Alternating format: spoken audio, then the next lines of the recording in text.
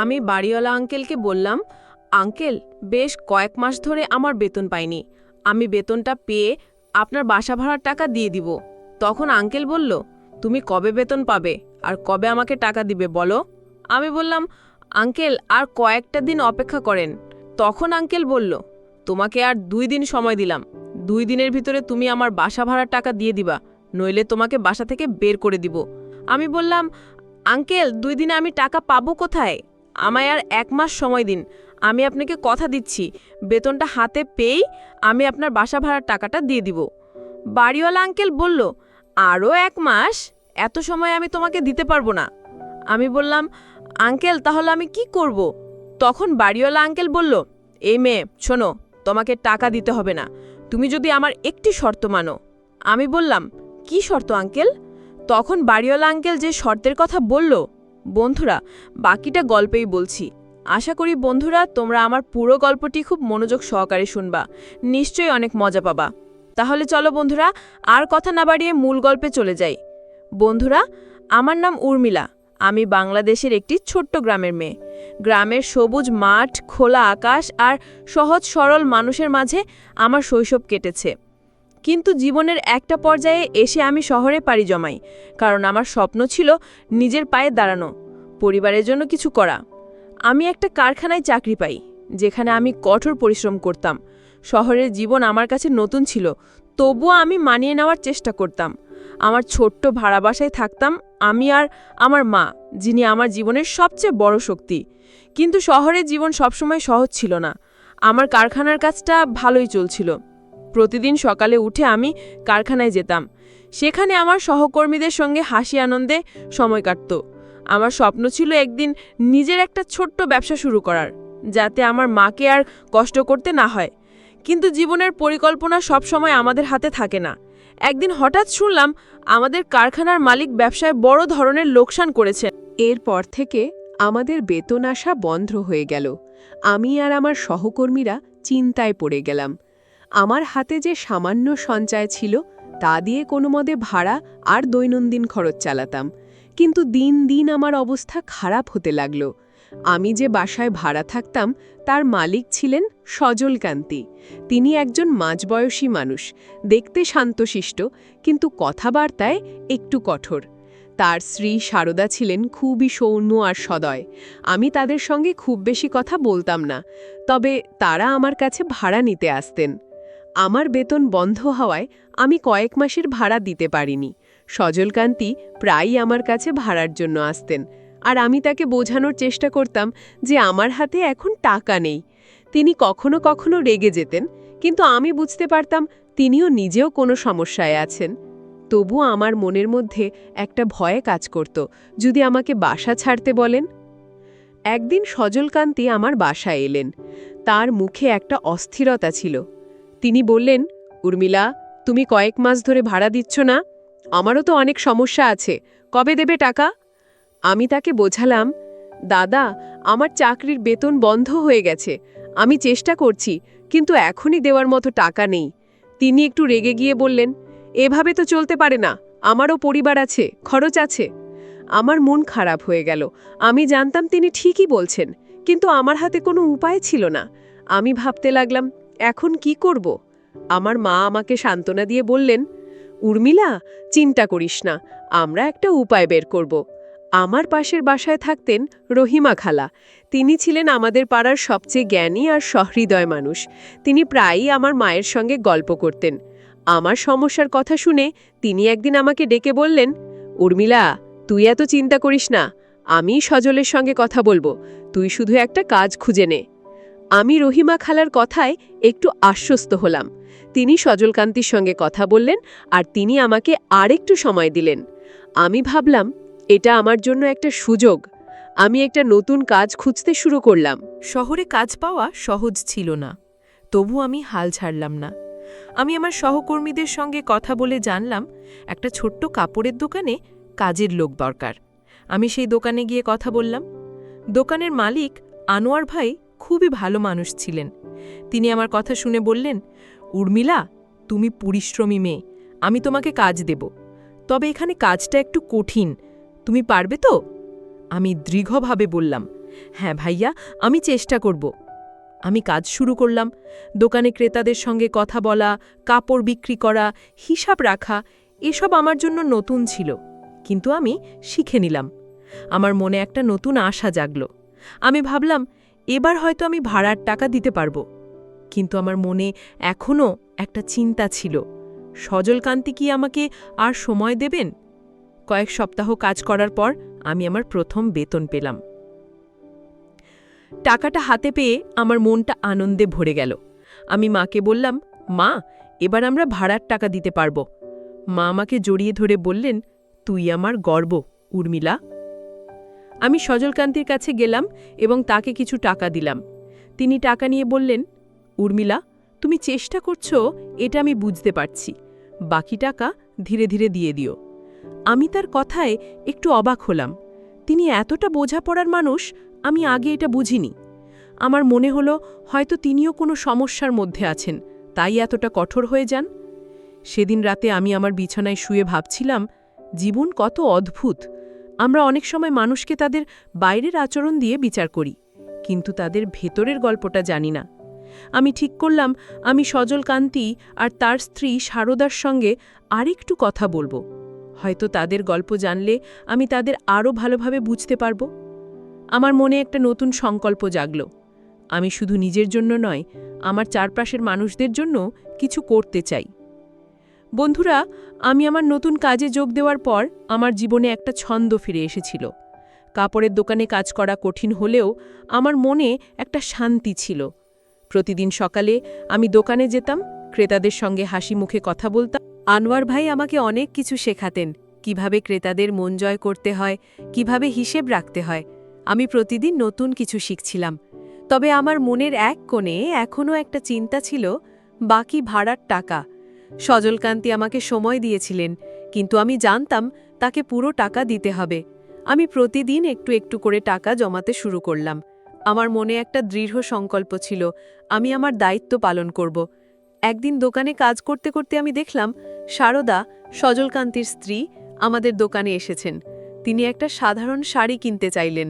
আমি তাকে দেখে একটু অবাক হলাম। তিনি খুব শান্ত আর মিষ্টি হাসিতে আমার সঙ্গে কথা বললেন। উর্মিলা, তুমি এখানে কাজ করো? ভালোই তো, তিনি বললেন। আমি হেসে বললাম, জি আপা, নতুন কাজ শুরু করেছি। আপনার জন্য কী ধরনের শাড়ি দেখাবো?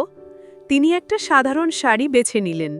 কথার ফাঁকে তিনি বললেন, তোমার কষ্ট আমি বুঝি উর্মিলা, তুমি চেষ্টা করছো, এটাই বড় কথা। তার কথায় আমার মনটা একটু হালকা হলো। আমি ভাবলাম, সারদা আপা সত্যি খুব ভালো মানুষ। কয়েকদিন পর আমি রহিমা খালার সঙ্গে দেখা করতে গেলাম। তিনি আমাকে দেখে হেসে বললেন, উর্মিলা, শুনলাম তুই নতুন কাজ পেয়েছিস, ভালো কথা। তবে সজলের সঙ্গে একটু কথা বল, ওরা এখন একটু সমস্যায় আছে। আমি অবাক হয়ে বললাম, কি সমস্যা খালা? তিনি একটু চুপ করে থেকে বললেন, এটা আমার বলা ঠিক হবে না, তুই নিজে ওদের সঙ্গে কথা বল। রহিমা খালার কথা আমার মনে গেঁথে গেল। আমি ভাবলাম, সজলকান্তি এতটা কঠোর কেন? তার পেছনে হয়তো কোনো কারণ আছে। আমি ঠিক করলাম আমি তাদের সঙ্গে আরেকটু কথা বলবো, হয়তো তাদের সমস্যা বুঝলে আমি কিছু করতে পারি। এক সন্ধ্যায় আমি সজলকান্তি আর সারদার বাসায় গেলাম। আমি তাদের কিছু টাকা দিতে গিয়েছিলাম, যেটা আমি জমিয়েছিলাম। সারদা আমাকে দেখে হেসে বললেন, আরে উর্মিলা, ভেতরে আয়। আমি ভেতরে গিয়ে দেখলাম তাদের বাসাটা খুব সাধারণ।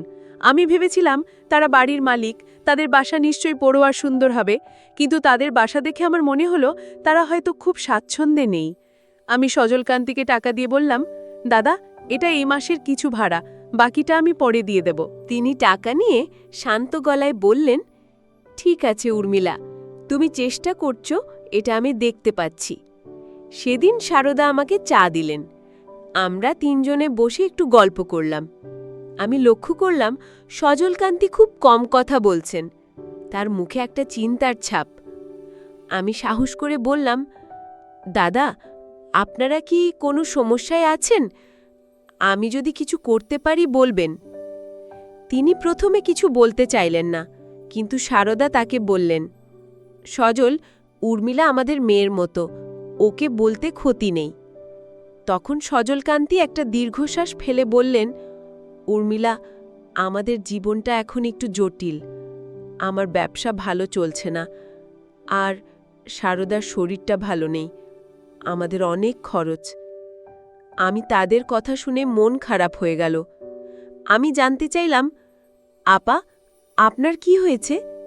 সারদা একটু হেসে বললেন, এটা বড় কিছু না উর্মিলা, শুধু একটু দুর্বল লাগে। ডাক্তার দেখিয়েছি, ওষুধ চলছে। আমি তাদের কথা শুনে বুঝলাম তারা সত্যিই কষ্টে আছেন। আমি বললাম, দাদা, আপা, আমি যতটুকু পারি আপনাদের সাহায্য করব। আমার কাছে অনেক টাকা নেই, কিন্তু আমি চেষ্টা করব। সজলকান্তি আমার দিকে তাকিয়ে বললেন, তুমি নিজের দায়িত্ব নিচ্ছ, এটাই অনেক। আমি তোমাকে আর তাড়া দেব না। তার কথায় আমার মনটা হালকা হলো। আমি বুঝলাম তিনি আসলে খারাপ মানুষ নন। বাসায় ফিরে আমি মাকে সব বললাম। মা বললেন, উর্মিলা, মানুষের জীবনে কষ্ট থাকে, তুই তাদের পাশে দাঁড়া। আমি মায়ের কথায় আরও উৎসাহ পেলাম। আমি ঠিক করলাম আমি শুধু ভাড়ার টাকা দেব না, সজলকান্তি আর সারদার জন্যেও কিছু করব। আমি দোকানে আরও পরিশ্রম করতে শুরু করলাম। আনোয়ার ভাই আমার কাজ দেখে খুশি হলেন। তিনি বললেন, উর্মিলা, তুমি যদি এভাবে কাজ করো, আমি তোমার বেতন একটু বাড়িয়ে দেব। আমি হেসে বললাম, ভাইয়া, আমি শুধু আমার কাজটা ঠিকমতো করতে চাই। আমার মনে একটা নতুন আশা জাগল। সেদিন রাতে আমি ভাবলাম, জীবনটা শুধু নিজের জন্য বাঁচা নয়। আমরা যদি একে অপরের পাশে দাঁড়াই, তাহলে সবার জীবনটা একটু সহজ হয়। আমি ঠিক করলাম আমি সজলকান্তি আর সারদার সঙ্গে আরও কথা বলবো। তাদের সমস্যা বুঝে আমি যদি ছোট্ট কোনো সাহায্য করতে পারি, তাহলে আমার জীবনটা আরও অর্থপূর্ণ হবে। আমার এই যাত্রা এখনো শেষ হয়নি। আমি জানি সামনে আরও অনেক চ্যালেঞ্জ আছে, কিন্তু আমি প্রস্তুত। আমি এগিয়ে যাব, একটু একটু করে, আমার স্বপ্ন আর দায়িত্বের পথে। বন্ধুরা, কাপড়ের দোকানে আমার কাজ দিন দিন ভালো হচ্ছিল। আমি ক্রেতাদের সঙ্গে কথা বলতে শিখে গিয়েছিলাম, আর আনোয়ার ভাই আমার কাজে সন্তুষ্ট ছিলেন। আমার বেতনের টাকা দিয়ে আমি ধীরে ধীরে সজলকান্তির বাকি ভাড়া শোধ করছিলাম। প্রতিদিন কাজের পর বাসায় ফিরে মায়ের সঙ্গে গল্প করতাম। মা আমাকে বলতেন, উর্মিলা, তুই যে এত পরিশ্রম করছিস, এটা দেখে আমার মন ভরে যায়। আমি হাসতাম আর বলতাম, মা, আমি শুধু চাই তুমি আর কষ্ট না করো। কিন্তু আমার মনের এক কোণে এখনো সজলকান্তি আর সারদার কথা ঘুরপাক খাচ্ছিল। তাদের সমস্যার কথা ভেবে আমার মন খারাপ হতো। একদিন দোকানে কাজ করার সময় রহিমা খালা এলেন। তিনি আমাকে দেখে হেসে বললেন, উর্মিলা, তুই এখন অনেক ব্যস্ত হয়ে গেছিস, তাই না? আমি হেসে বললাম, খালা, ব্যস্ত থাকলে মন ভালো থাকে। তিনি একটু গম্ভীর হয়ে বললেন, উর্মিলা, তুই সজলদের বাসায় গেছিলি, তাই না? ওদের সঙ্গে আরেকটু কথা বল, ওদের জীবনে অনেক কষ্ট আছে। আমি একটু অবাক হলাম। রহিমা খালা এর আগেও এমন কথা বলেছিলেন, কিন্তু বিস্তারিত কিছু বলেননি। আমি তাকে বললাম, খালা, আমি চেষ্টা করব, কিন্তু ওরা কি সমস্যায় আছে একটু বলো না। তিনি শুধু বললেন, তুই নিজেই জানতে পারবি, ওরা ভালো মানুষ। সেদিন সন্ধ্যায় আমি আবার সজলকান্তি আর সারদার বাসায় গেলাম। আমি তাদের জন্য কিছু ফল নিয়ে গিয়েছিলাম। সারদা আমাকে দেখে খুব খুশি হলেন। তিনি বললেন, উর্মিলা, তুমি এত ব্যস্ত থেকেও আমাদের জন্য সময় বের করলে। আমি হেসে বললাম, আপা, আপনারা আমার পরিবারের মতো, আমি তো আসবই। আমরা বসে গল্প করতে লাগলাম।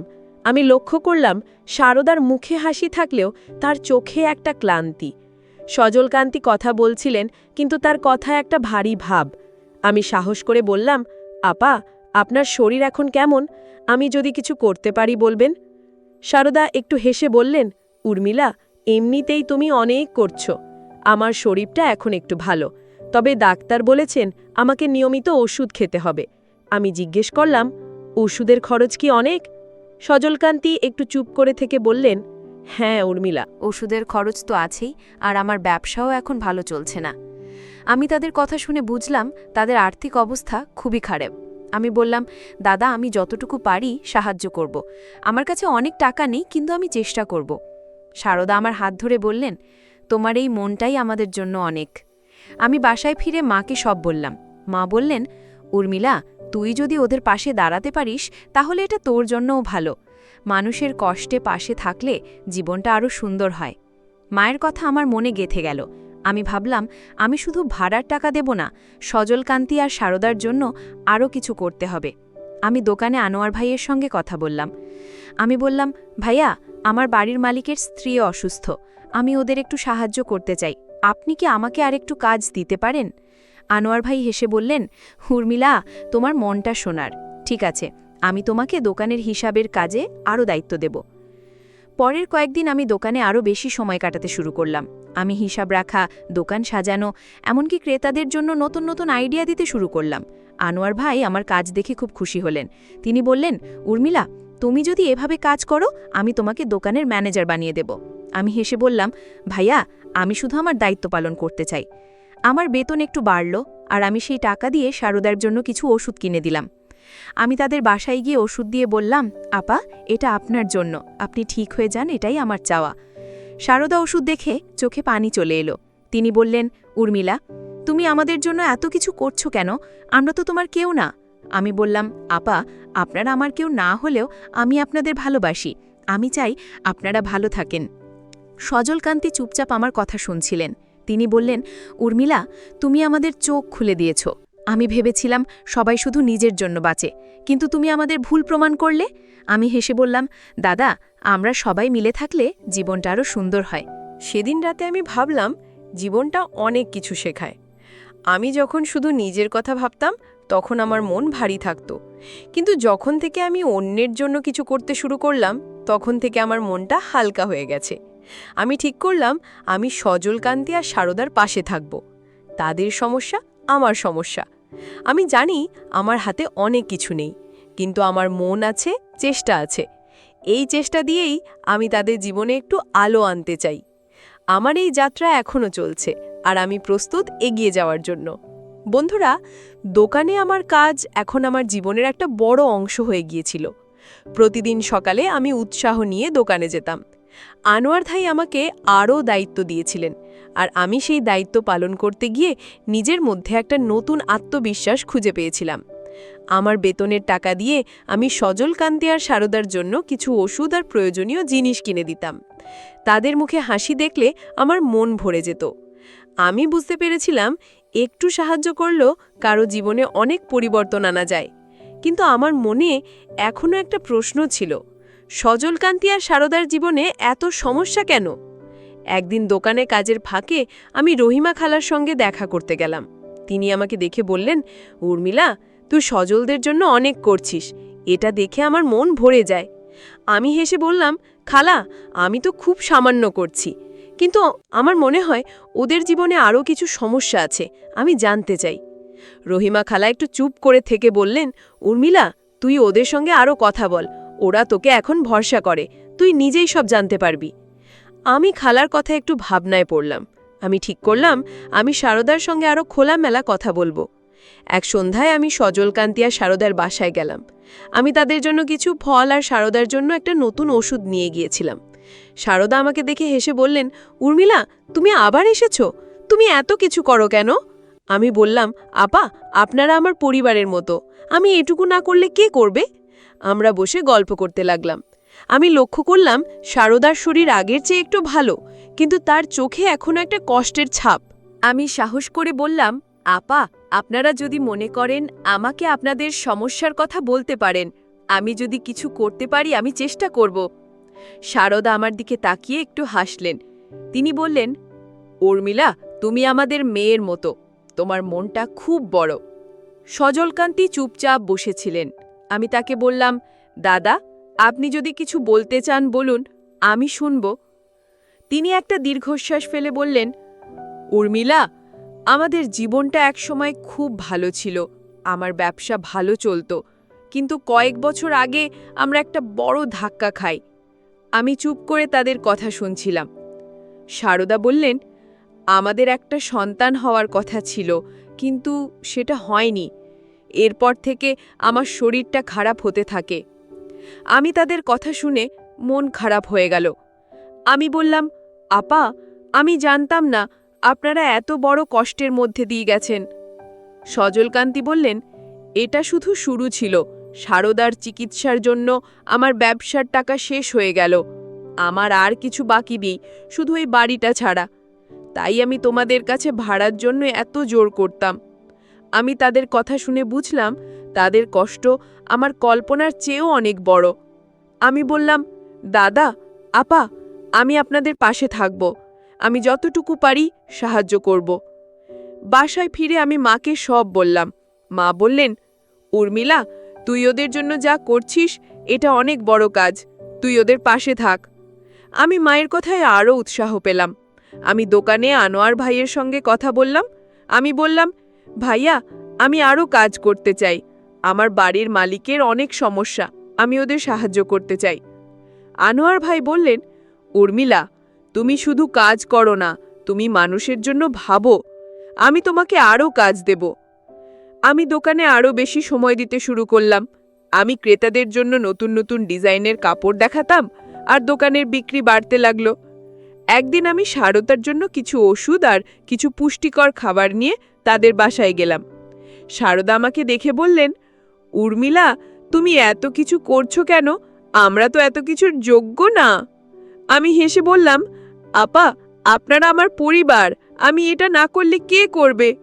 সজলকান্তি বললেন, উর্মিলা, তুমি আমাদের জীবনে একটা আশার আলো এনেছো। আমি চেষ্টা করছি আমার ব্যবসা আবার ঠিক করতে। আমি তাকে বললাম, দাদা, আপনি চেষ্টা করুন, আমি আপনাদের পাশে আছি। তাদের মুখে হাসি দেখে আমার মন ভরে গেল। সেদিন রাতে আমি ভাবলাম, জীবনটা আমাদের শুধু নিজের জন্য নয়, অন্যের জন্যও বাঁচতে হয়। সজলকান্তি আর সারদার কষ্ট আমাকে শিখিয়েছে একটু ভালোবাসা আর সাহায্য কত বড় পরিবর্তন আনতে পারে। আমি ঠিক করলাম, আমি তাদের পাশে থাকব যতদিন না তাদের জীবনে আবার হাসি ফিরে আসে। আমার এই যাত্রা আমাকে নতুন করে ভাবতে শিখিয়েছে। মানুষের কষ্ট বোঝা আর তাদের পাশে দাঁড়ানোই জীবনের সবচেয়ে বড় অর্জন। বন্ধুরা, দোকানে আমার কাজ এখন আমার জীবনের একটা গুরুত্বপূর্ণ অংশ হয়ে উঠেছিল। আনোয়ার ভাই আমার ওপর আরও ভরসা করতে শুরু করেছিলেন।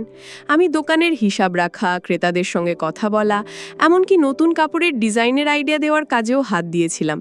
আমার বেতনের টাকা দিয়ে আমি নিয়মিত সজলকান্তি আর সারদার জন্য ওষুধ আর ছোটখাটো প্রয়োজনীয় জিনিস কিনে দিতাম। তাদের মুখে হাসি দেখলে আমার মনে একটা অদ্ভুত শান্তি লাগতো।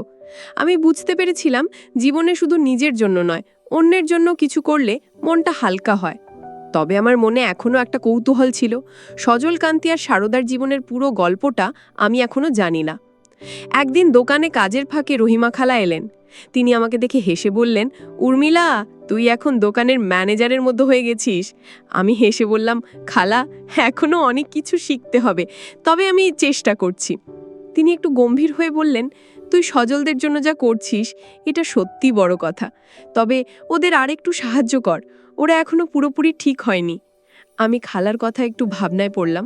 আমি বললাম, খালা, আমি তো চেষ্টা করছি, কিন্তু ওদের আর কি সমস্যা আছে একটু বলো না। তিনি শুধু বললেন, তুই ওদের সঙ্গে আরও কথা বল, ওরা তোকে এখন নিজের মানুষ ভাবে। সেদিন সন্ধ্যায় আমি সজলকান্তি আর সারদার বাসায় গেলাম। আমি তাদের জন্য কিছু ফল আর সারদার জন্য একটা নতুন ওষুধও নিয়ে গিয়েছিলাম। সারদা আমাকে দেখে বললেন, উর্মিলা, তুমি আবার এসেছো? তুমি এত কিছু করো কেন? আমি হেসে বললাম, আপা, আপনারা ভালো থাকলে আমার মন ভালো থাকে। আমরা বসে গল্প করতে লাগলাম। আমি লক্ষ্য করলাম সারদার শরীর আগের চেয়ে অনেক ভালো। তিনি হাসছিলেন, কথা বলছিলেন, কিন্তু সজলকান্তির মুখে এখনও একটা চিন্তার ছাপ। আমি সাহস করে বললাম, দাদা, আপনার ব্যবসার কি অবস্থা এখন? কিছু বলুন, আমি যদি কিছু করতে পারি বলবেন। সজলকান্তি একটু চুপ করে থেকে বললেন, উর্মিলা, আমি চেষ্টা করছি, কিন্তু আমার ব্যবসা আবার দাঁড় করানো খুব কঠিন। আমার কাছে এখন টাকা নেই। সারদা তার হাত ধরে বললেন, সজল, উর্মিলাকে সব বল, ও আমাদের মেয়ের মতো। তখন সজলকান্তি একটা দীর্ঘশ্বাস ফেলে বললেন, উর্মিলা, আমরা একটা বড় কষ্টের মধ্যে দিয়ে গেছি। আমাদের সন্তান হওয়ার কথা ছিল, কিন্তু সেটা হয়নি। এরপর থেকে সারদার শরীর খারাপ হতে থাকে। আমি আমার ব্যবসার সব টাকা তার চিকিৎসায় খরচ করে ফেলেছি। আমি তাদের কথা শুনে চুপ করে রইলাম। আমার মন খারাপ হয়ে গেল। আমি বললাম, দাদা, আপা, আমি জানতাম না আপনারা এত বড় কষ্ট পেয়েছেন। আমি যতটুকু পারি আপনাদের পাশে থাকব। সারদা আমার হাত ধরে বললেন, উর্মিলা, তুমি আমাদের জন্য যা করছো তা আমরা কখনো ভুলব না। আমি বললাম, আপা, আমি শুধু চাই আপনারা ভালো থাকুন। দাদা, আপনার ব্যবসার জন্য কি আমি কিছু করতে পারি? সজলকান্তি হেসে বললেন, তুমি এমনিতেই অনেক করছো, তবে আমি চেষ্টা করছি একটা নতুন ব্যবসা শুরু করতে। আমার একটা ছোট দোকান দরকার। আমি ভাবলাম এটা আমার জন্য একটা সুযোগ। বাসায় ফিরে আমি মাকে সব বললাম। মা বললেন, উর্মিলা, তুই যদি ওদের ব্যবসায় সাহায্য করতে পারিস তাহলে ওদের জীবনটা বদলে যাবে। আমি মায়ের কথায় উৎসাহ পেলাম। পরদিন আমি আনোয়ার ভাইয়ের সঙ্গে কথা বললাম। আমি বললাম, ভাইয়া, আমার বাড়ির মালিক একটা নতুন ব্যবসা শুরু করতে চান, আপনি কি তাকে কিছু পরামর্শ দিতে পারেন? আনোয়ার ভাই বললেন, উর্মিলা, তুমি শুধু নিজের জন্য না, অন্যের জন্যও ভাবো। আমি তোমার বাড়ির মালিকের সঙ্গে কথা বলবো। আমি খুব খুশি হলাম। আমি ভাবলাম আনোয়ার ভাইয়ের অভিজ্ঞতা সজলকান্তির কাজে আসতে পারে। কয়েকদিন পর আমি সজলকান্তিকে আমাদের দোকানে নিয়ে গেলাম। আমি তাকে আনোয়ার ভাইয়ের সঙ্গে পরিচয় করিয়ে দিলাম। আনোয়ার ভাই সজলকান্তির সঙ্গে অনেকক্ষণ কথা বললেন। তিনি বললেন, সজল, তুমি একটা ছোট দোকান দিয়ে শুরু করতে পারো। আমি তোমাকে কিছু কাপড় সরবরাহ করতে পারি। সজলকান্তি খুব খুশি হলেন। তিনি বললেন, আনোয়ার ভাই, আপনার এই সাহায্য আমি কখনো ভুলব না। আমি তাদের কথা শুনে মনে মনে হাসলাম। আমার ছোট্ট চেষ্টা তাদের জীবনে একটা নতুন আশা এনেছিল। সেদিন রাতে আমি ভাবলাম জীবনটা অনেক কিছু শেখায়। আমি যখন সজলকান্তি আর সারদার জন্য কিছু করতে শুরু করলাম তখন আমার নিজের জীবনটাও বদলে গেল। আমি বুঝলাম একজনের সাহায্য আরেকজনের জীবনে কত বড় পরিবর্তন আনতে পারে। আমি ঠিক করলাম আমি শুধু তাদের পাশে থাকব না, আমি তাদের ব্যবসা শুরু করতে সাহায্য করব। আমার এই যাত্রা আমাকে শিখিয়েছে মানুষের পাশে দাঁড়ানোই জীবনের সবচেয়ে বড় সুখ। বন্ধুরা, সজলকান্তির নতুন ব্যবসার পরিকল্পনা শুরু হয়ে গিয়েছিল। আনোয়ার ভাইয়ের সাহায্যে তিনি একটা ছোট দোকানের ব্যবস্থা করেছিলেন। আমি দোকানে আমার কাজের পাশাপাশি সজলকান্তিকে পরামর্শ দিতাম কিভাবে ক্রেতাদের আকর্ষণ করতে হয়, কিভাবে দোকান সাজাতে হয়। তিনি আমার কথা মন দিয়ে শুনতেন। আমি লক্ষ্য করলাম তার মুখে এখন আগের চেয়ে বেশি হাসি। সারদার শরীরও ধীরে ধীরে ভালো হচ্ছিল। আমি তাদের জন্য নিয়মিত ওষুধ আর পুষ্টিকর খাবার নিয়ে যেতাম। তাদের দেখে আমার মনে হতো আমার ছোট ছোট চেষ্টা তাদের জীবনে একটা বড় পরিবর্তন আনছে। একদিন দোকানে কাজ করতে করতে আমি দেখলাম সারদা আমাদের দোকানে এসেছেন। তিনি একটা সুন্দর শাড়ি কিনতে চাইলেন। আমি তাকে দেখে হেসে বললাম, আপা, আপনাকে দেখে মনে হচ্ছে আপনি এখন অনেক ভালো আছেন। তিনি হেসে বললেন, উর্মিলা, তুমি আর সজলের জন্য আমি এখন অনেক ভালো বোধ করি। তুমি আমাদের জীবনে একটা আশার আলো এনেছ। আমি তার কথা একটু লজ্জা পেলাম। আমি বললাম, আপা, আমি তো খুব সামান্য করছি, আপনারা ভালো থাকলেই আমার মন ভরে যায়। সারদা একটা শাড়ি কিনলেন আর আমার সঙ্গে অনেকক্ষণ গল্প করলেন। এক সন্ধ্যায় আমি রহিমা খালার বাসায় গেলাম। তিনি আমাকে দেখে বললেন, উর্মিলা, তুই সজলের ব্যবসায় সাহায্য করছিস, এটা শুনে আমার খুব ভালো লাগছে। তুই একটা আসল রত্ন। আমি হেসে বললাম, খালা, আমি তো শুধু আমার দায়িত্ব পালন করছি। তিনি বললেন, তুই শুধু দায়িত্ব পালন করছিস না, তুই মানুষের জীবন বদলে দিচ্ছিস। খালার কথায় আমার মন ভরে গেল। আমি ভাবলাম আমি যদি সজলকান্তি আর সারদার জীবনে একটু হাসি আনতে পারি তাহলে আমার জীবনটা সার্থক। আমি খালাকে বললাম, খালা, আপনি আমাকে সবসময় উৎসাহ দেন, আমি চাই আপনারাও আমার সঙ্গে থাকুন। সজলকান্তির দোকান এখন ধীরে ধীরে জমে উঠছিল। তিনি কাপড়ের ব্যবসা শুরু করেছিলেন আর আনোয়ার ভাই তাকে সরবরাহ দিচ্ছিলেন। আমি মাঝে মধ্যে তার দোকানে যেতাম, তাকে পরামর্শ দিতাম। একদিন তিনি আমাকে বললেন, উর্মিলা, তুমি যদি না থাকতে আমি এত দূর আসতে পারতাম না। আমি হেসে বললাম, দাদা, এটা আপনার নিজের চেষ্টা, আমি তো শুধু পাশে ছিলাম। তিনি বললেন, না উর্মিলা, তুমি আমাদের জীবনে একটা নতুন আশা এনেছ। আমি এখন চেষ্টা করছি আমার ব্যবসা আরও বড় করতে। আমি তার কথায় খুব খুশি হলাম। একদিন আমি সারদার বাসায় গিয়ে দেখলাম তিনি রান্নাঘরে কাজ করছেন। আমি বললাম, আপা, আপনি এত কাজ করছেন কেন? একটু বিশ্রাম করুন। তিনি হেসে বললেন, উর্মিলা, আমি এখন অনেক ভালো বোধ করি। তুমি আমার জন্য যে ওষুধ আর খাবার এনেছ তা আমাকে অনেক শক্তি দিয়েছে। আমি তার কথায় মনে মনে খুশি হলাম। আমি বললাম, আপা, আপনি ভালো থাকলে আমার মন ভরে যায়।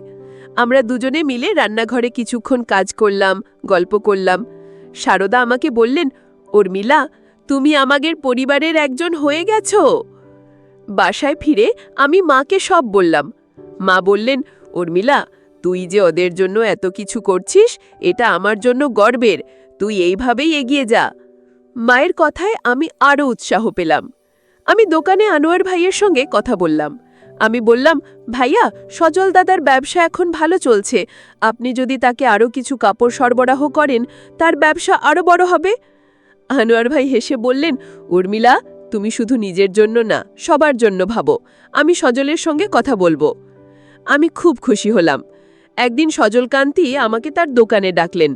আমি গিয়ে দেখলাম তার দোকানে এখন অনেক ক্রেতা। তিনি আমাকে বললেন, উর্মিলা, তুমি আর আনোয়ার ভাইয়ের জন্য আমার ব্যবসা আবার দাঁড়িয়ে গেছে। আমি এখন আর ভাড়ার জন্য তোমাদের তাড়া দেব না। আমি হেসে বললাম, দাদা, আমি তো শুধু আমার দায়িত্ব পালন করেছি। আপনারা ভালো থাকলেই আমি খুশি। তিনি বললেন, উর্মিলা, তুমি আমাদের জীবনে একটা নতুন শুরু এনেছো। আমি আর সারদা তোমাকে কখনো ভুলব না। সেদিন রাতে আমি ভাবলাম, জীবনটা কত অদ্ভুত। আমি যখন শুধু নিজের জন্য ভাবতাম, তখন আমার জীবনটা ছোট মনে হতো। কিন্তু যখন থেকে আমি সজলকান্তি আর সারদার জন্য কিছু করতে শুরু করলাম, তখন থেকে আমার জীবনটা অনেক বড় হয়ে গেছে। আমি ঠিক করলাম, আমি তাদের পাশে থাকব, যতদিন না তাদের জীবনে পুরোপুরি হাসি ফিরে আসে। আমার এই যাত্রা আমাকে শিখিয়েছে, একটু ভালোবাসা আর সাহায্য জীবনকে কতটা সুন্দর করে তুলতে পারে। বন্ধুরা, সজলকান্তির দোকান এখন পুরো দমে চলতে শুরু করেছিল। আনোয়ার ভাইয়ের সরবরাহ আর আমার ছোটখাটো পরামর্শে তার ব্যবসা দিন দিন জমে উঠছিল। সারদার শরীরও এখন অনেক ভালো। তিনি এখন নিজে থেকে বাজারে যান, ঘরের কাজ করেন, এমনকি মাঝে মধ্যে সজলকান্তির দোকানেও সাহায্য করেন। আমি তাদের দেখে মনে মনে খুব খুশি হতাম। আমার ছোট্ট চেষ্টা তাদের জীবনে এত বড় পরিবর্তন আনবে, এটা আমি কখনো ভাবিনি। তবে আমার মনে এখন একটা নতুন চিন্তা জাগছিল। আমি নিজেও কিছু বড় করতে চাই। আমার স্বপ্ন ছিল একটা নিজের ব্যবসা শুরু করার। একদিন দোকানে কাজ করতে করতে আমি আনোয়ার ভাইয়ের সঙ্গে কথা বললাম। আমি বললাম, ভাইয়া, আমি একটা নিজের ব্যবসা শুরু করতে চাই। আপনি আমাকে কিছু পরামর্শ দেবেন? আনোয়ার ভাই হেসে বললেন, উর্মিলা, তুমি যে পরিশ্রম আর মনের জোর দেখিয়েছ, তাতে তুমি যে কোনো কিছু করতে পারো। তুমি কি ধরনের ব্যবসা করতে চাও? আমি একটু ভেবে বললাম, ভাইয়া, আমি একটা ছোট কাপড়ের দোকান করতে চাই। আমি এখানে অনেক কিছু শিখেছি। আনোয়ার ভাই বললেন, ঠিক আছে উর্মিলা, আমি তোমাকে সাহায্য করব। তুমি একটা পরিকল্পনা তৈরি করো, আমি তোমাকে কাপড় সরবরাহ করব। আমি তার কথায় উৎসাহ পেলাম। এক সন্ধ্যায় আমি সজলকান্তি আর সারদার বাসায় গেলাম। আমি তাদের জন্য কিছু ফল আর একটা ছোট উপহার নিয়ে গিয়েছিলাম। সারদা আমাকে দেখে হেসে বললেন, উর্মিলা, তুমি আবার এসেছ? তুমি আমাদের জন্য এত কিছু করো কেন? আমি হেসে বললাম, আপা, আপনারা এখন ভালো আছেন, এটা দেখে আমার মন ভরে যায়। আমরা বসে গল্প করতে লাগলাম। আমি তাদের বললাম, দাদা, আপা, আমি একটা নিজের ব্যবসা শুরু করতে চাই। আপনারা আমাকে কিছু পরামর্শ দেবেন? সজলকান্তি বললেন, উর্মিলা, তুমি আমাদের জীবন বদলে দিয়েছ। তুমি যদি ব্যবসা করতে চাও, আমরা তোমার পাশে থাকব। সারদা বললেন, উর্মিলা, তুমি যদি কাপড়ের দোকান করতে চাও, আমি তোমাকে দোকান সাজাতে সাহায্য করব। আমি তাদের কথায় খুব খুশি হলাম। আমি বললাম, আপা, আপনারা আমার পাশে থাকলে আমি নিশ্চয়ই পারব। সজলকান্তি বললেন, উর্মিলা, তুমি আমার দোকানে এসে দেখে যাও, আমি তোমাকে কিছু আইডিয়া দিতে পারব। আমি তাদের কথায় আরও উৎসাহ পেলাম। আমি ভাবলাম, আমার স্বপ্ন এখন আর শুধু আমার একার নয়, এটা আমার সঙ্গে আরও অনেকের স্বপ্ন জড়িয়ে গেছে। পরদিন আমি রহিমা খালার সঙ্গে দেখা করতে গেলাম। আমি তাকে আমার ব্যবসার পরিকল্পনার কথা বললাম। তিনি হেসে বললেন, উর্মিলা, তুই যে সবার জন্য ভাবিস, এটা তোর সবচেয়ে বড় গুণ। তুই ব্যবসা শুরু কর, আমি তোর জন্য দোয়া করব। আমি খালার কথায় মনে মনে খুশি হলাম। আমি বললাম, খালা, আপনি আমাকে সবসময় উৎসাহ দেন। আমি চাই আপনারাও আমার পাশে থাকুন। তিনি বললেন, উর্মিলা, তুই যেখানে থাকবি, আমরা সবাই তোর পাশে থাকব। খালার কথায় আমার মন ভরে গেল। আমি দোকানে ফিরে আনোয়ার ভাইয়ের সঙ্গে আমার পরিকল্পনা নিয়ে কথা বললাম। আমি বললাম, ভাইয়া, আমি একটা ছোট দোকান শুরু করতে চাই। আমি সজল দাদার কাছ থেকে কিছু আইডিয়া নিয়েছি। আপনি আমাকে আরও কিছু পরামর্শ দেবেন? আনোয়ার ভাই বললেন, উর্মিলা, তুমি যে সবার জন্য ভাবো, এটা তোমার সবচেয়ে বড় শক্তি। আমি তোমাকে কাপড় সরবরাহ করব আর দোকান চালানোর কিছু কৌশল শিখিয়ে দেব। আমি তার কথায় আরও উৎসাহ পেলাম। আমি ভাবলাম আমার স্বপ্ন এখন সত্যি হতে চলেছে। একদিন আমি সজলকান্তির দোকানে গেলাম। তার দোকান এখন অনেক সুন্দর হয়ে গেছে। ক্রেতারা আসছেন আর তিনি হাসি মুখে তাদের সঙ্গে কথা বলছেন। আমি তাকে বললাম, দাদা, আপনার দোকান দেখে আমার খুব ভালো লাগছে। আমি আমার দোকানেও এমন করতে চাই। তিনি হেসে বললেন, উর্মিলা, তুমি আমাকে এই জায়গায় এনেছ, আমি তোমাকে সব সময় সাহায্য করব। আমি তার কথাই মনে মনে খুশি হলাম। আমি ভাবলাম, আমার চারপাশে এত মানুষ আমার পাশে আছে, আমি নিশ্চয়ই পারব। সেদিন রাতে আমি বাসায় ফিরে মাকে সব বললাম। মা বললেন, উর্মিলা, তুই যে এত বড় স্বপ্ন দেখছিস, এটা আমার জন্য গর্বের। তুই এগিয়ে যা, আমি তোর জন্য দোয়া করব। আমি মায়ের কথায় আরও শক্তি পেলাম। আমি ঠিক করলাম আমি আমার ব্যবসা শুরু করব আর সজলকান্তি, সারদা, আনোয়ার ভাই আর রহিমা খালার মতো মানুষদের পাশে রাখব। আমার এই যাত্রা আমাকে শিখিয়েছে একা কখনো বড় কিছু হয় না, মানুষের সঙ্গে মানুষ মিলে গেলে স্বপ্ন সত্যি হয়। বন্ধুরা, আমার নিজের দোকান শুরু করার পরিকল্পনা এখন পুরোদমে এগিয়ে চলছিল। আনোয়ার ভাই আমাকে কাপড় সরবরাহের প্রতিশ্রুতি দিয়েছিলেন, আর সজলকান্তি আমাকে দোকান সাজানোর কিছু দারুণ আইডিয়া দিয়েছিলেন। সারদা আমাকে প্রতিদিন উৎসাহ দিতেন, আর রহিমা খালা আমার জন্য দোয়া করতেন। আমি একটা ছোট দোকান ভাড়া নিয়েছিলাম, আর আমার সঞ্চয়ের টাকা দিয়ে কিছু কাপড় কিনেছিলাম। দোকান সাজানোর সময় সারদা আমার পাশে ছিলেন। তিনি হেসে বললেন, উর্মিলা, তোমার দোকানটা এত সুন্দর হবে, সবাই এখানে কেনাকাটা করতে আসবে। আমি তার কথায় হেসে বললাম, আপা, আপনারা আমার পাশে থাকলে আমি সব পারব।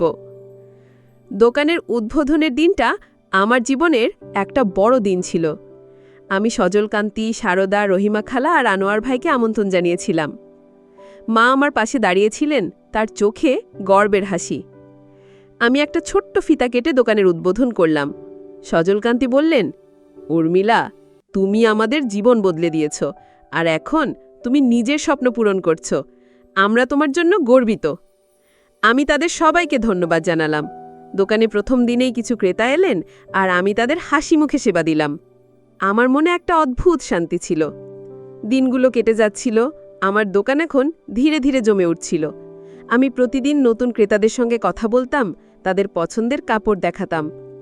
আনোয়ার ভাই মাঝে মধ্যে এসে আমাকে পরামর্শ দিতেন। তিনি বললেন, উর্মিলা, তুমি যেভাবে কাজ করছো, তোমার দোকান একদিন অনেক বড় হবে। আমি হেসে বললাম, ভাইয়া, আমি শুধু চাই আমার মা আর আমার চারপাশের মানুষ ভালো থাকুক। সজলকান্তির দোকানও এখন ভালো চলছিল। তিনি আর সারদা এখন হাসি খুশি। তাদের দেখে আমার মনে হতো আমার সব কষ্ট সার্থক। একদিন রহিমা খালা আমার দোকানে এলেন। তিনি বললেন, উর্মিলা, তুই যে এত দূর এসেছিস, এটা দেখে আমার মন ভরে যায়। তুই শুধু নিজের জন্য নয়, সবার জন্য কাজ করছিস।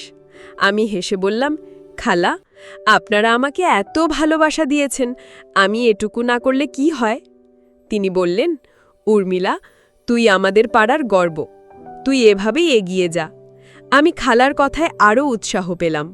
আমি ভাবলাম, আমার এই দোকান শুধু আমার স্বপ্ন নয়, এটা আমার চারপাশের মানুষের ভালোবাসার ফসল। এক সন্ধ্যায় আমি সজলকান্তি আর সারদার বাসায় গেলাম। আমি তাদের জন্য একটা ছোট উপহার নিয়ে গিয়েছিলাম। সারদা আমাকে দেখে বললেন, উর্মিলা, তুমি এখন নিজের দোকানের মালিক, তবুও আমাদের জন্য সময় বের করো। আমি হেসে বললাম, আপা, আপনারা আমার পরিবার, আমি আপনাদের ছাড়া কিচ্ছু ভাবতে পারি না। সজলকান্তি বললেন, উর্মিলা, তুমি আমাদের জীবনে একটা নতুন শুরু এনেছ। আমরা এখন আবার হাসতে শিখেছি। আমি তাদের কথাই মনে মনে খুশি হলাম। আমি বললাম, দাদা, আপা, আমরা একসঙ্গে এগিয়ে যাব। বাসায় ফিরে আমি মাকে সব বললাম।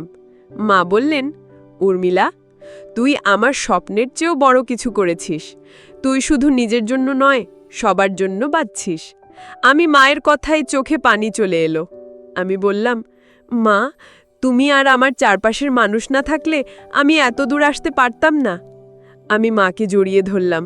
আমার মনে হলো আমার জীবন এখন পূর্ণ। আমার দোকান, আমার পরিবার আর আমার চারপাশের মানুষ সবাই মিলে আমার জীবনটাকে সুন্দর করে তুলেছে। বন্ধুরা, আমার জীবনের এই অধ্যায়ে আমি শিখেছি জীবনটা শুধু নিজের জন্য বাঁচা নয়, অন্যের জন্যও কিছু করা। আমি যখন সজলকান্তি আর সারদার জন্য কিছু করতে শুরু করলাম, তখন আমার নিজের জীবনটাও বদলে গেল। আমি বুঝলাম একটু ভালোবাসা, একটু সাহায্য আর একটু বিশ্বাস জীবনকে কতটা সুন্দর করে তুলতে পারে। আমার এই যাত্রা আমাকে শিখিয়েছে মানুষের পাশে দাঁড়ানোই জীবনের সবচেয়ে বড় অর্জন। আমি এগিয়ে যাব এই পথে, সবার সঙ্গে হাতে হাত মিলিয়ে। বন্ধুরা, গল্পের শেষ পর্যায়ে আমি তোমাদেরকে বলবো, জীবনের সফলতা শুধু নিজের জন্য কিছু করা নয়, অন্যের জন্য কিছু করা। একটু ভালোবাসা আর সাহায্য জীবনকে অনেক সুন্দর করে তুলতে পারে। আমরা যদি একে অপরের পাশে দাঁড়াই, তাহলে আমাদের সবার জীবন আরও অর্থপূর্ণ হয়ে উঠবে। বন্ধুরা, গল্পটি যদি তোমাদের ভালো লাগে তাহলে লাইক, শেয়ার এবং সাবস্ক্রাইব করে পাশে থেকো। আর বন্ধুরা, তোমরা এতক্ষণ ধৈর্য ধরে আমার গল্পটি শোনার জন্য তোমাদের সবাইকে অসংখ্য ধন্যবাদ।